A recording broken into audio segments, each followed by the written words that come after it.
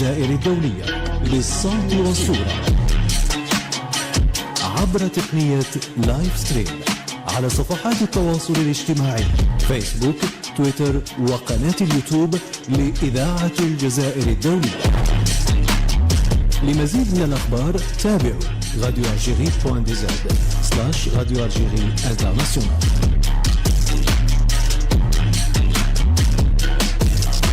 إذاعة الجزائر الدولية صوتنا في العالم.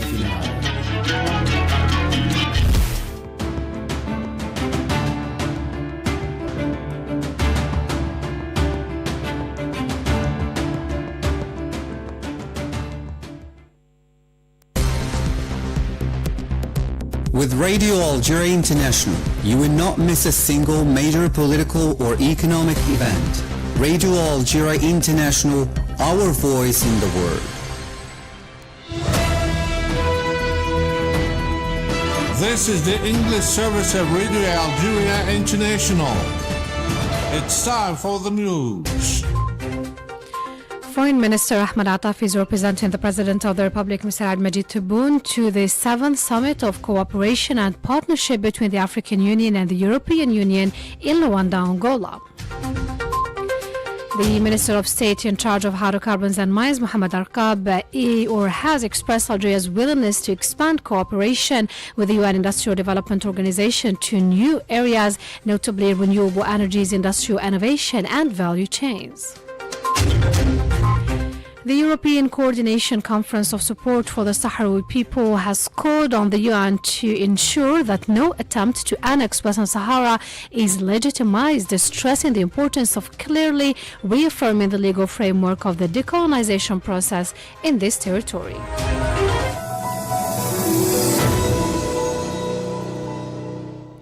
Those were the major developments. Now the full news edition. I'm Assia Bakar. Good afternoon. The Minister of State in charge of hydrocarbons and mines, Mohamed Arkab, has affirmed in Riyadh, Saudi Arabia, that cooperation between Algeria and the United Nations Industrial Development Organization is witnessing growing momentum, expressing Algeria's willingness to expand this cooperation to new areas, notably in renewable energies, industrial innovation and value chains. Mr. Sharfi reports. The Minister of State, who is leading a large delegation, affirmed Algeria's readiness to work with UNIDO and its member states to address shared challenges and build a sustainable, prosperous industrial future. We affirm to you our readiness to work with you constructively and to continue strengthening UNIDO's vital role and working hand in hand with all member states to confront common challenges and build a more prosperous and sustainable industrial future for all.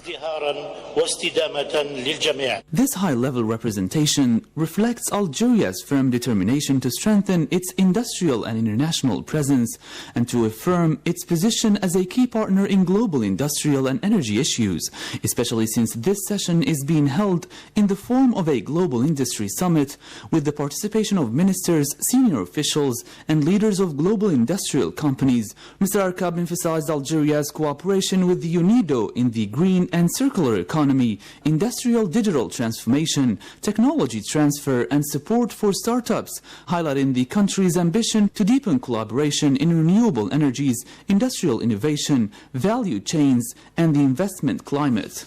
He emphasized aligning UNIDO's program with African priorities, particularly renewable energies, digital transition, circular economy, skill training and technology transfer, highlighting the success of the Intra-African Trade Fair IATF 2025 hosted by Algeria. He also recalled President Abdelmajid Tebboune's historic $1 billion initiative to support development projects in Africa and reaffirmed Algeria's readiness to host the 4th African Startup Forum to promote youth entrepreneurship and innovation. The Minister of State also highlighted Algeria's economic reforms carried under President Abdelmajid Tebboune aimed at diversifying the national economy, industrial innovation, the green and circular economy, human capital and startups. He evoked key renewable energy projects promoted by Algeria, including the South H2 corridor and the electricity interconnection project between Algeria and Italy, Medilink, both to back energy transition and reinforce South-North partnership.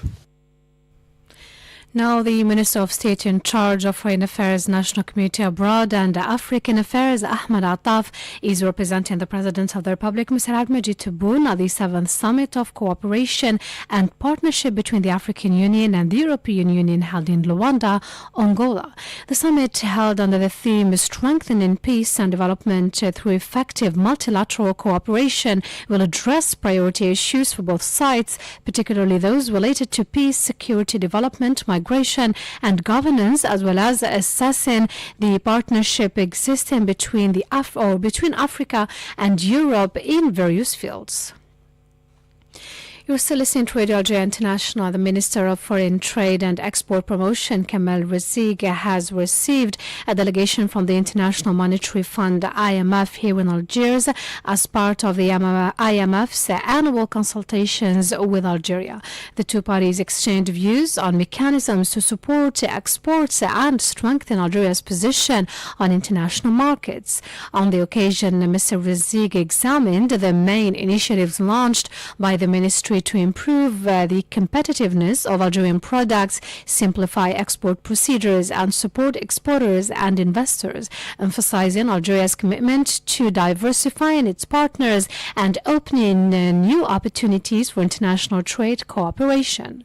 The minister also highlighted the efforts made by his department in the area of digitizing export and import procedures to simplify operations, accelerate transactions and improve the business climate. He recalled the creation of two bodies dedicated to export and import to support investors in their foreign trade activities, as well as the measures adopted to regulate import operations. Separately, the Minister of Domestic Trade and National Market Regulation, Amal Abdelatif, also met with IMF delegation members. You're still listening to Radio Algeria International, and her meeting with the IMF delegation tackled the main reforms undertaken by the Trade Department in terms of price regulation, market organization, support for domestic production, and strengthening economic control mechanisms. It highlighted the progress made in digitizing monitoring and evaluation systems, as well as the development of mechanisms for controlling the supply of consumer goods to the market. As part of efforts to improve the business climate, the minister highlighted the role of the National Trade Register Center in digitizing and facilitating the issuance of trade registers for businesses and investors, as well as simplifying documents, thereby accelerating administrative procedures and boosting domestic and foreign investment. For its part, the IMF delegation commended the efforts made to improve the business climate and strengthen transparency in the national market. To the issue of Western Sahara now, the European Coordination Conference in support for the Sahrawi people, UCOCO, has called on the UN to ensure that no attempt to annex Western Sahara is legitimized, stressing the importance of clearly reaffirming the legal framework of the decolonization process in this territory. Ms. Arshrafi has the details. In a statement, UCOCO called on the United Nations and its member states to clearly reaffirm the legal framework of the decolonization process in Western Sahara and to ensure that no attempt of annexation is legitimized, directly or indirectly. UCOCO called that, in accordance with the 1975 advisory opinion of the International Court of Justice, ICJ, and successive UN resolutions, Western Sahara remains a non-self-governing territory whose people have the right to a referendum on self-determination, and that the Polisario Front is its legitimate representative. It insisted that any political solution to the conflict must comply with international law and fully guarantee the right of the Sahrawi people to freely decide on their future. Referring to UN Security Council Resolution 2797 concerning Western Sahara, adopted on October 31st, UCOCO specified that this resolution extends for another year the mandate of the United Nations Mission for the Referendum in Western Sahara, MINURSO. According to the task force, this resolution rightly recalls previous resolutions that reaffirm the inalienable right on the Sahrawi people to self-determination within the framework of an ongoing decolonization process. It denounced in this regard the misleading interpretations disseminated by Moroccan media, which present the resolution as a recognition of Morocco's so-called autonomy or sovereignty plan over Western Sahara. It criticized Western media for supporting this interpretation without even consulting the Polisario Front, recognized by the UN as the representative of the Sahrawi people. You're still listening to Radio Algeria International and to the Middle East now. UNRWA has affirmed that the humanitarian situation in the Gaza Strip remains disastrous despite the enforced ceasefire, stressing that the Israeli occupying authorities were still preventing the entry of its personnel into the territory and imposing restrictions on aid supplies. In a communique released today, it indicated that over 90% of the population of Gaza was dependent on humanitarian aid, pointing out that the number of lorries remained beyond the minimum required to meet the basic needs of the population. UNRWA stated that the Israeli bombardments and destruction of schools and infrastructure had turned emergency shelters into learning spaces in order to meet the education needs of children. The UN agency recorded having lost 380 of its personnel members since the Israeli occupation launched its attacks on Gaza, and that 90% of its infrastructure had been damaged by the Israeli bombardments, leading to a significant decrease of its operational capacity. This came as at least 4 Palestinians were killed in 2 separate attacks launched by the Israeli army against the southern town of Khan Yunis and east of Gaza. Several other Palestinians were wounded in the attack. You're still listening to Radio Algeria International and to Africa Now. 50 students among the 303 abducted on Friday from the Catholic school in Nigeria have escaped their abductors. The Christian Association of Nigeria said 50 students have escaped and have been reunited with their parents, specifying that they escaped between Friday and Saturday. Armed men attacked St. Maurice Catholic Co-educational School located in Niger State, western Nigeria, early Friday morning and abducted 303 children and 12 teachers. This is one of the largest mass kidnappings ever perpetrated in Nigeria. This abduction comes after another group of armed men stormed a high school in the neighboring state of Kebbi on Monday, abducting 25 girls. The boys and girls abducted from St. Maurice aged 8 to 18.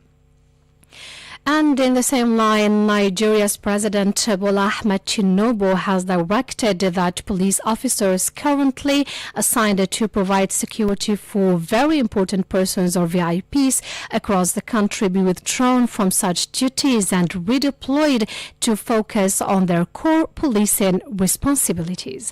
And with this, we come to the end of today's news bulletin. I invite you now to listen to our economic program compiled and presented by Said Bouazi. Hello and welcome to our weekly program devoted to Algerian economic news.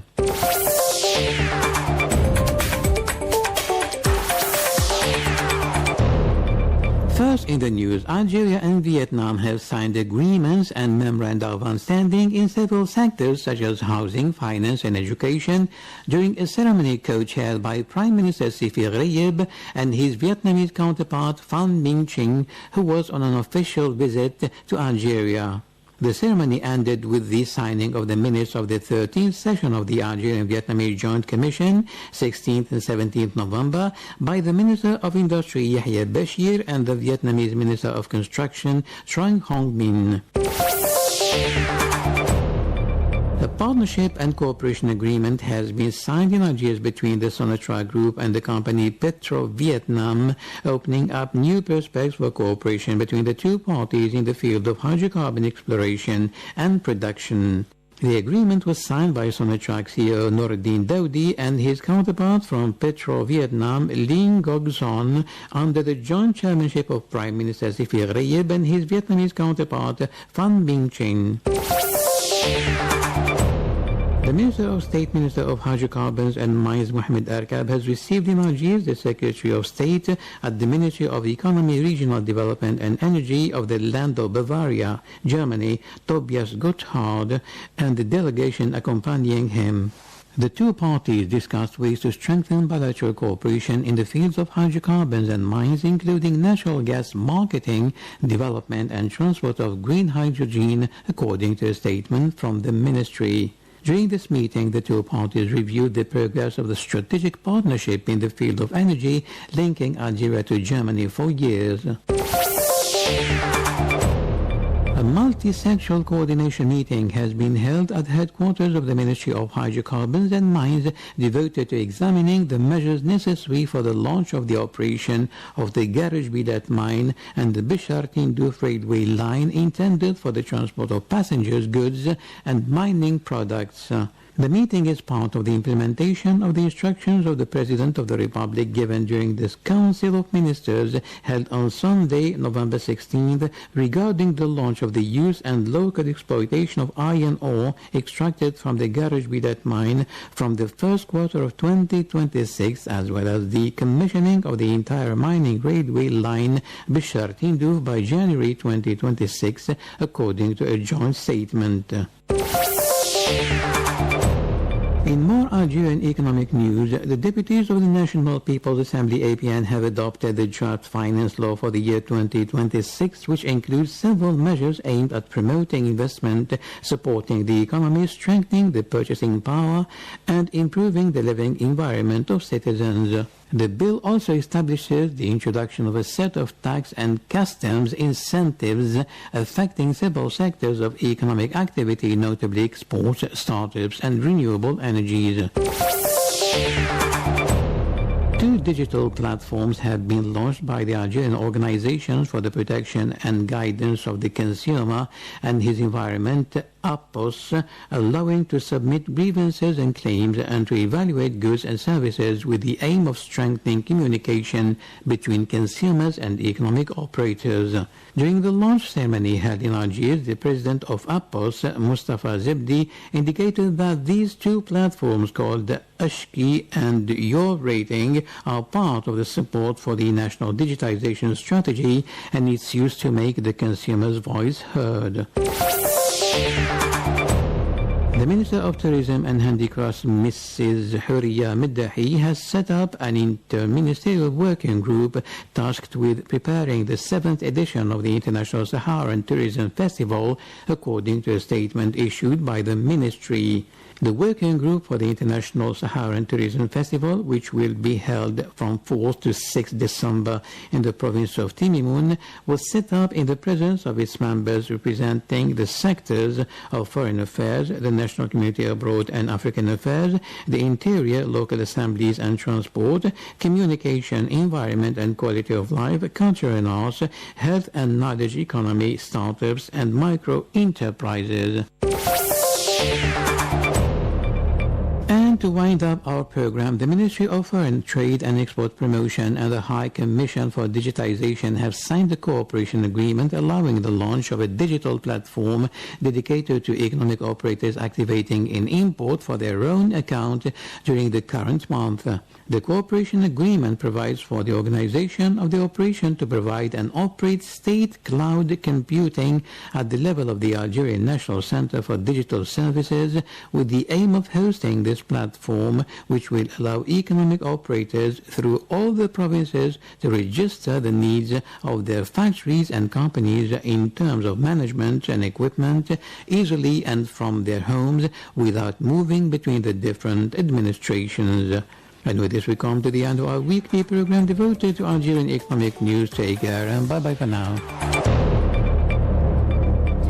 And that was our economic program compiled and presented by Saeed Boughazi. I invite you now to listen to a cultural program devoted to Algeria's beautiful and immense Sahara. And with this we come to the end of today's bulletin. I'll meet you again tomorrow at 2:30 p.m. Algiers time for our full news edition. Goodbye.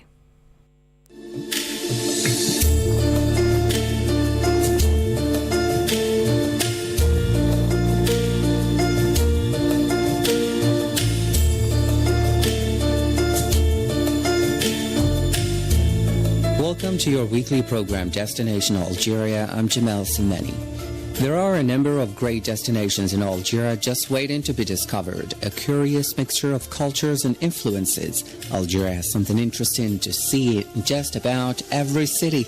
The country is the first largest on the African continent, so you can be sure that there are plenty of towns and cities to visit. Let's visit Algeria's fascinating destinations, you and I, together.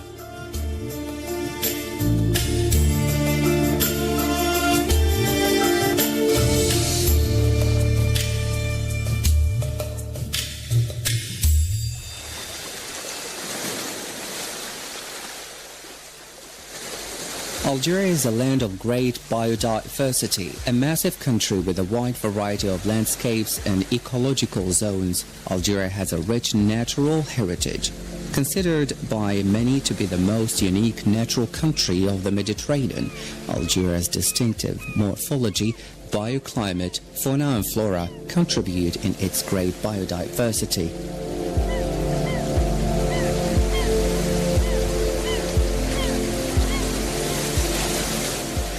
In fact, Algeria is home to some rare species such as the monk seal and Barbary red deer. An extensive network of protected areas has been created in Algeria to protect this great natural heritage. Algeria's national parks encompass a variety of ecosystems from coastal areas to desert and mountain.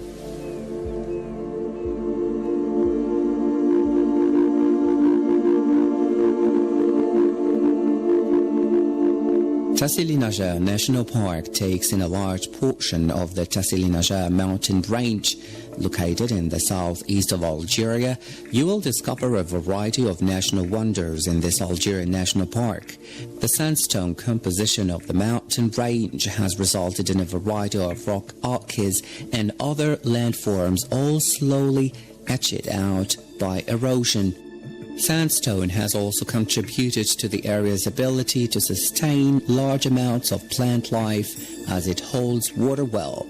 Vegetation in the Tassili N'Ajjer National Park is mostly woodland made up of endemic, endangered plant species, namely Saharan myrtle and Saharan cypress.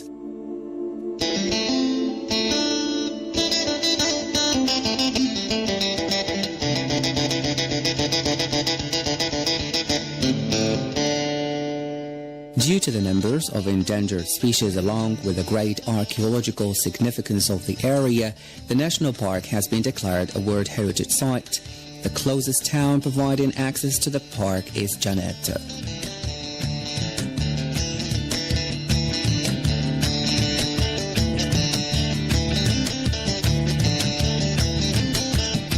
It is not easy to describe Djennet. One could say that it is a settlement or a cluster of villages surrounding a breathtaking oasis in the middle of the Sahara Desert. It is situated in the Tassili National Park in Algeria and has approximately 15,000 local residents.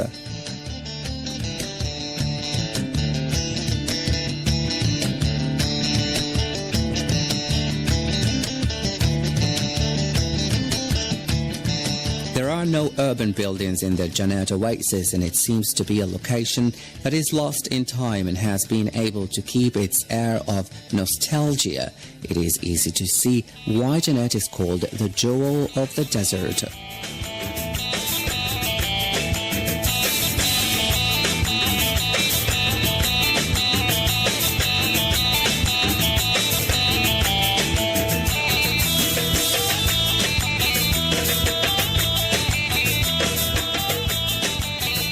The Djennet Oasis is not a destination that is filled with excitement and wide attractions. Its appeal to travelers is the beautiful oasis that is lined with palmerias and the peace and tranquility that only such a desolate area can provide.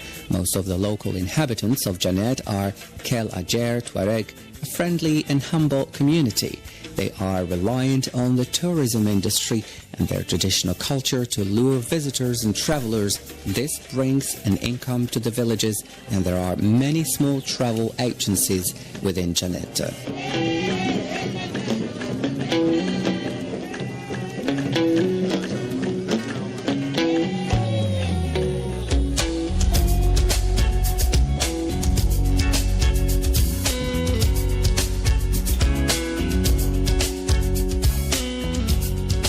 greatest attraction to this region is the plateau, and visitors need to purchase a photo permit from the Parc National de Tassili office before they can begin exploring this area. The Tassili Nasher rock paintings are a popular site for tourists to visit. Tourists should be aware that some tour agencies might inflate prices, and often heated negotiations between visitors and tour guides erupt because of pricing. Other than that, there is a market every day that sells fresh vegetables in the mornings. To purchase bread from the baker, visitors will need to rise extra early. There is no luxury accommodation available here, only a camping area and small huts. There is a small museum in the Janet Oasis, but exploring the village and surrounding area is much more rewarding.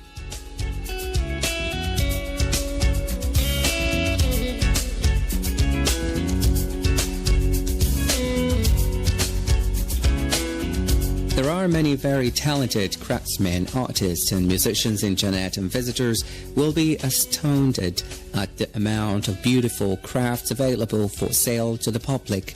The women here also play traditional musical instruments which they make themselves, such as the imzad, monochord, match and asjar.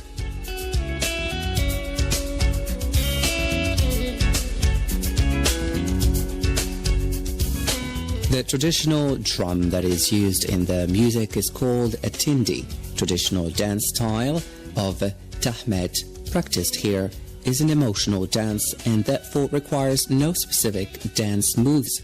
Travelers are searching for a unique, traditional and peaceful destination. We find just that in the Janet Oasis. It is a remote location that has a rich history and that is focused on the tourism industry. Visitors to Janet are certain to have an unforgettable experience that will not be easily matched.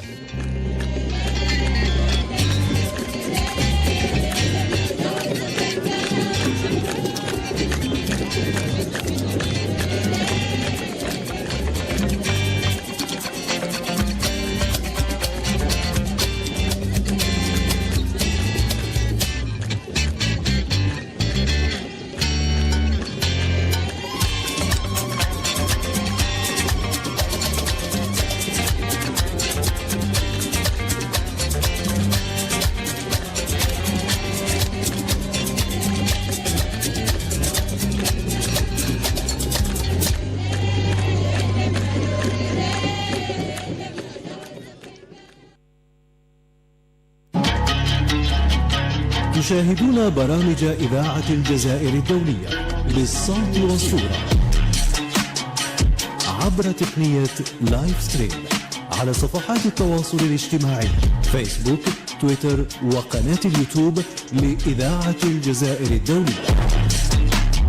لمزيد من الأخبار تابعوا radioalgerie.dz/Radio Algérie International.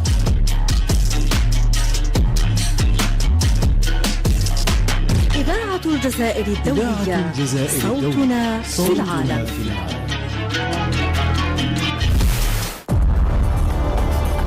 العالم يتغير وبسرعة، ونحن نتابع وبدقة نحاول الوصول إلى الحقيقة من مصدرها مباشرة.